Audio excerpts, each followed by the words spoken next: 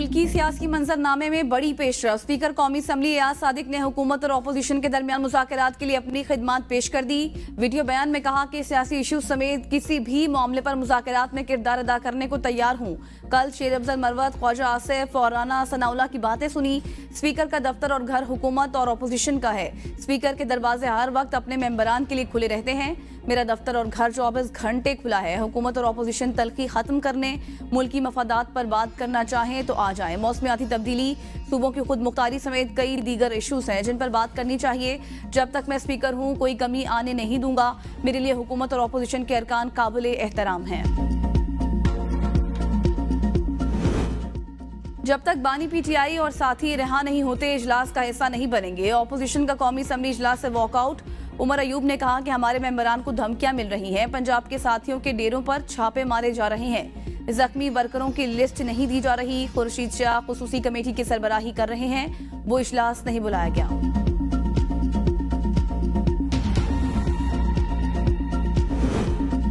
X की बंदिश का आज़ादी इज़हार राय से कोई ताल्लुक नहीं। 2% से भी कम लोग एक्स इस्तेमाल करते हैं। हमें कोई शौक नहीं कि इंटरनेट बंद हो। वज़ीर मुमलिकत बराए IT शीज़ा फातिमा का कौमी असम्बली में इज़हार ख्याल। कहा, हमारे खिलाफ नाजेबा ज़बान इस्तेमाल की जाती है। मेरे पास इंटरनेट बंद करने का कोई बटन नहीं। हमें अपने शहरों को महफूज बनाना है। हमारा single point agenda IT industry को सपोर्ट करना है। हम कंप्रोमाइज़ करते हैं, ना करेंगे। नेशनल सिक्योरिटी से आगे तो कोई चीज़ नहीं।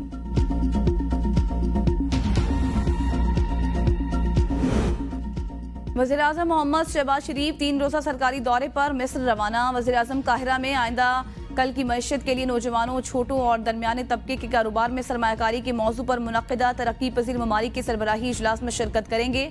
वज़ीर-ए-आज़म तरक्की पजीर ममालिक की तंजीम D8 के वज़ा करदा बुनियादी उसूलों पर ताउन और अमल दरामद के हवाले से पाकिस्तान के आज़म के मजबूत आज़म का इजहार करेंगे।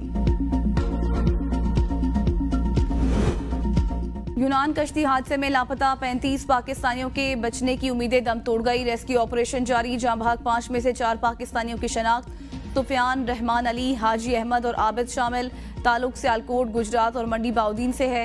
एक पाकिस्तानी की शनाख्त नहीं हो सकी। पाकिस्तानी सफीर आमिर आफ्ताब कहते हैं, जहां बहक अफराद की लाशें सफारत खाना अपने खर्च पर पाकिस्तान रवाना करेगा। कश्ती हादसे में लापता पाकिस्तानियों में बड़ी तादाद कम उम्र बच्चों की है।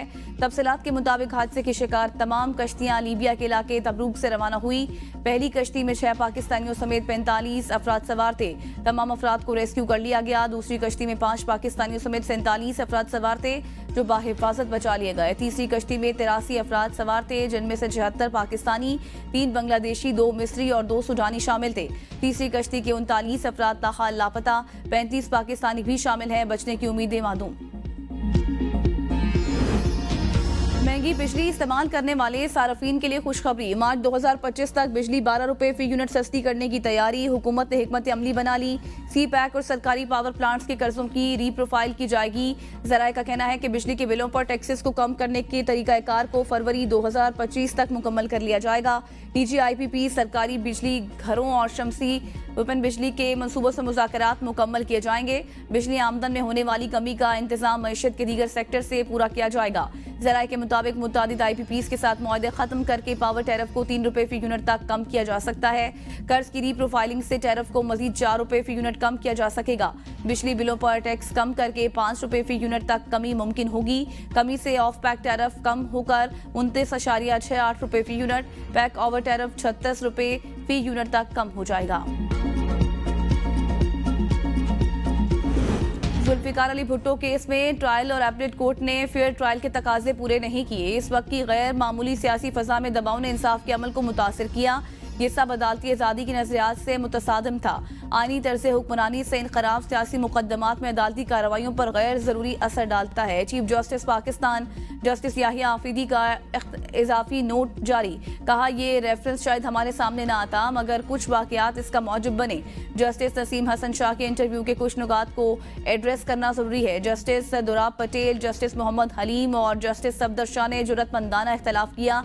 इन जजेस का इख्तिलाफ भले नताइज को तब्दील करने में नाकाम रहा मगर गैर जानिबदारी के पायदार उसूलों को सबूत है। जस्टिस याहिया आफरीदी ने नोट में मजीद लिखा कि मुझे चीफ जस्टिस काजी फाजीसा समेत दीगर जजेस के नोटिस पढ़ने का इत्तेफाक हुआ। जस्टिस मंसूर अली के नोट से एक हद तक इत्तेफाक करता हूँ। सुप्रीम कोर्ट सिर्फ एडवाइजरी दायरा इख्तियार रखती है, ताहम फेयर ट्रायल के सवाल पर फैसले के पैराग्राफ से इत्तेफाक करता हूँ। आसिफ अली जरदारी ने जुल्फिकार अली भुट्टो के सजाए मौत के फैसले के खिलाफ अप्रैल 2011 में रेफरेंस दायर किया था।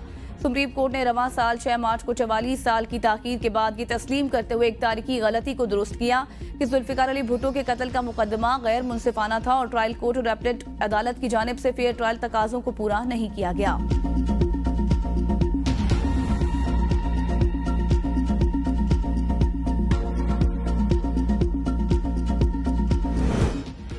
लाहौर हाई कोर्ट में सरकारी स्कूल्स को आउटसोर्स करने के खिलाफ दायर दरख्वास्त खारिज। जस्टिस शाहिद करीम ने एतजाज एहसन समेत दीगर की दरख्वास्तों पर समाअत की। दरख्वास्त गुजारों ने पब्लिक प्राइवेट पार्टनरशिप के तहत हुकूमती प्रोग्राम को चैलेंज किया था। दरख्वास्त में मौक़िफ़ इख्तियार किया कि पंजाब हुकूमत का सरकारी स्कूल्स को प्राइवेट करने का इकदाम खिलाफ कानून है। सरकारी स्कूल्स प्राइवेट होने से फीसों में इजाफा कर दिया जाएगा। गरीब के बच्चे सरकारी स्कूल की बुनियादी तालीम से महरूम हो जाएंगे। अदालत पंजाब हुकूमत का स्कूल्स को आउटसोर्स करने का फैसला कलअदम करार दे। सरकारी वकील ने बताया कि आउटसोर्स स्कूल्स भी पंजाब हुकूमत के ज़ेरे एहतमाम रहेंगे।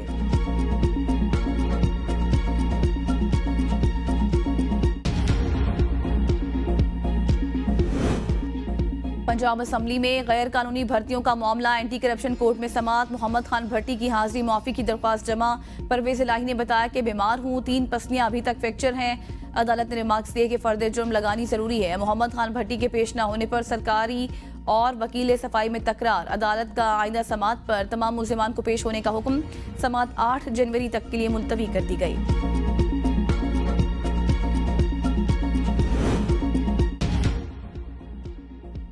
पेशावर हाई कोर्ट ने बुशरा बीबी की हिफाजती जमानत में 16 जनवरी तक तौसी कर दी। विफाक, नैब और दीगर मुतल्लिका इदारों से मुकदमात के हवाले से रिपोर्ट तलब।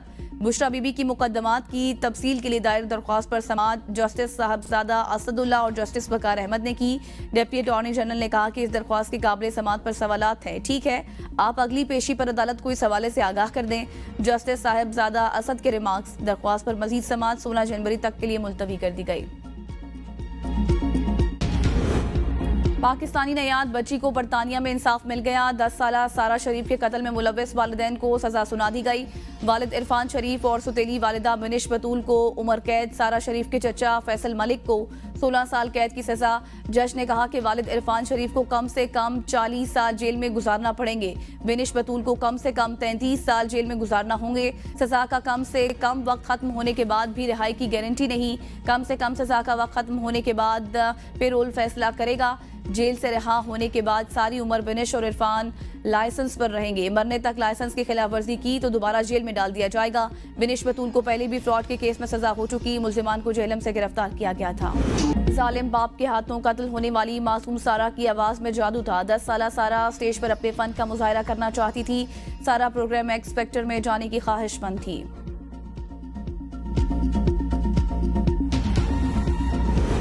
रियाज में मोहसिन नकवी की चेयरमैन सऊदी क्रिकेट फेडरेशन शहजादा सऊद से मुलाकात। सऊदी अरब में क्रिकेट के फरोग पर तबादला ख्याल। चेयरमैन पीसीबी की शहजादा सऊद बिन मशअल अल सऊद को पाकिस्तान के दौरे की दावत। मोहसिन नकवी की क्रिकेट के फरोग, स्टेडियम्स की तामीर और सऊदी खिलाड़ियों को तरबियत देने की पेशकश। मोहसिन नकवी ने कहा कि क्रिकेट डेवलपमेंट के लिए प्लेयर्स एक्सचेंज प्रोग्राम शुरू किया जा सकता है। सऊदी अरब उभरते हुए खिलाड़ियों को पाकिस्तान भिजवा सकता है। क्रिकेट डेवलपमेंट और स्टेडियम्स की तामीर के हवाले से मुआवनत करेंगे। शहजादा सऊद बिन मशअल अल सऊद ने बताया कि सऊदी अरब में क्रिकेट के 18,000 खिलाड़ी हैं। हमने एशियन क्रिकेट काउंसिल का चैलेंज कब भी जीता है। पाकिस्तान के साथ क्रिकेट के फरोग के लिए काम करना चाहते हैं।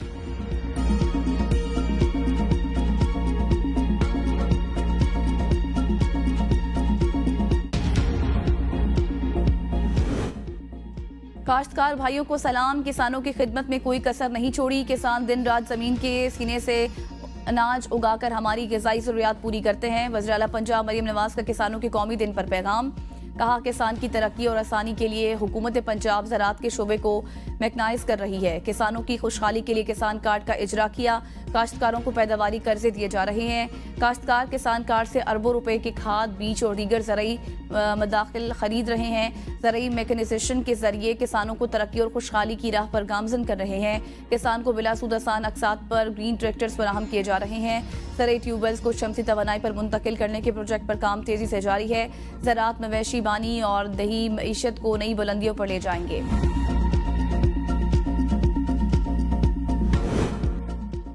सियासतदान पाकिस्तान के लिए इकट्ठे क्यों नहीं होते? अपने मफाद के लिए सियासतदान इकट्ठे हो जाते हैं। आज ज़राअत पाकिस्तान में ज़बूहाली का शिकार है। पाकिस्तान किसान इत्तेहाद के सरबराह खालिद महमूद खोखर की प्रेस कॉन्फ्रेंस। कहा, जिस तरह सियासतदान तनख्वाहों के लिए इकट्ठे हो जाते हैं, मुल्की मईशत के लिए भी इकट्ठे हो जाएं। हमने ज़राअत पर तवज्जो न देने से एक साल में $5 अरब का नुकसान कर लिया। पाकिस्तान में मिडल मैन को इतना मजबूत क्यों किया गया? किसानों को फसलों की इमदादी कीमत क्यों नहीं मिल रही? इस बार काश्तकारों ने मुनाफे के लिए गंदम का काश्त नहीं की। हमारी खवातीन आटे की लाइनों में शहीद हुई। काश्तकार बिजली के बिल भरने के काबिल नहीं रहा। क्या किसान को जीने का हक दिया जा रहा है? खुदा के लिए किसान को जीने का हक दो। हमें फसलों का मुनासिब रेट दिया जाए।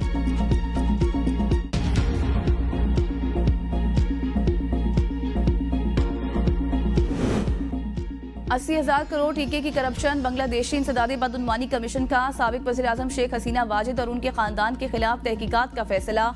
इल्जामात में रूपपुर न्यूक्लियर पावर प्लांट से $5 बिलियन की बदउनवानी का इल्जाम शामिल है। इस मंसूबे समेत दीगर मंसूबों में की गई बदउनवानी का तखमीना 80 करोड़ टीके लगाया गया है। मुल्जिमान में शेख हसीना, बहन शेख रेहाना, बेटे सजीब वाजिद जुए और भांजी ट्यूलिप सिद्दीक समेत खानदान के दीगर अफराद शामिल हैं। साबिक वज़ीर आज़म के खानदान के खिलाफ इल्जामात में रूपपुर के अलावा आशरियान